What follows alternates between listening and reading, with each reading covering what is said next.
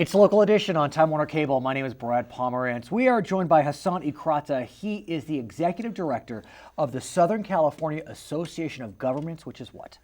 Which is, an organization that does transportation and housing planning for the 6-county region and the 191 cities. How many people live in that area? 19 million people. That could be a country. It could be. It could be a country. As a state, we're the 6th largest state in the union. So. And I know SCAG well. I know the great work it does. And I also know that recently you held your annual conference. Correct. And at that conference, you often look back and look forward. Correct. I want to get a sense of what your speaker said about the future of Southern California, which in a lot of ways is unclear. Certain areas are bouncing back nicely, other areas are more challenged. Well, it's always good to look back. Obviously, we had a very tough economic recession. We did. And the Inland Empire especially, absolutely. which is part of that 6-county area. Absolutely. The worst since the Depression, obviously. So we really are looking forward to the future.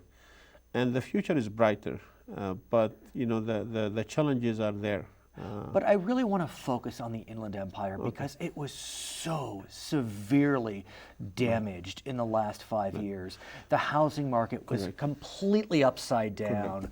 Correct. Well, the Inland Empire, the housing market obviously was the driver for the economic growth, and when that collapsed, the economy pretty much collapsed. We're looking at unemployment rates at the height of the recession of 17, 18%. I remember.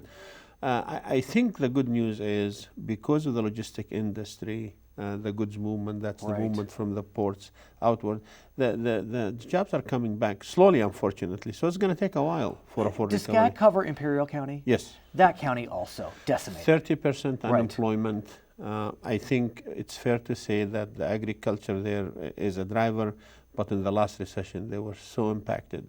And one of the things SCAG did this time around is look at the economy of the 6 counties and the kind of things we could do to help accelerate the recovery.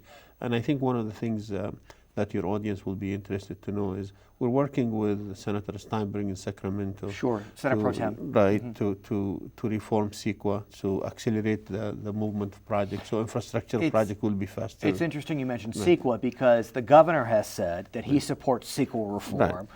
But yet, when we look at the reforms we get from CEQA, it tends to be for very large football stadiums. It's very specific. So are we going to see bona fide CEQA reform for things other than the bullet train and football stadiums? You're bringing a great point. Absolutely. Unless we see it for other than the big mega project, we're not going to see the benefits. Just give you an example. Some of the CEQA abuses is ridiculous. I mean, an infrastructure project that's supposed to take 5 years takes 17 years. So the reform of CEQA means if you accelerate the implementation of this project for a few years, you will bear a lot of benefits financially into the general. At the same time, we are California, we are a green state, so are we able to balance the original intent of CEQA with what you describe as the abuses? Remember where I said reform. I am not talking about bypassing CEQA. I think if you visit China, you would be grateful. See what happens, You would be grateful, and many other countries in the world, you would be grateful that we have CEQA. Having said that, there is an abuse of CEQA, and that's what we're after, is the abuse. So do you think we'll finally see comprehensive CEQA reform in this session? Not in this session. Oh, really? I think we're going to see some reform, but not the ones we're looking for.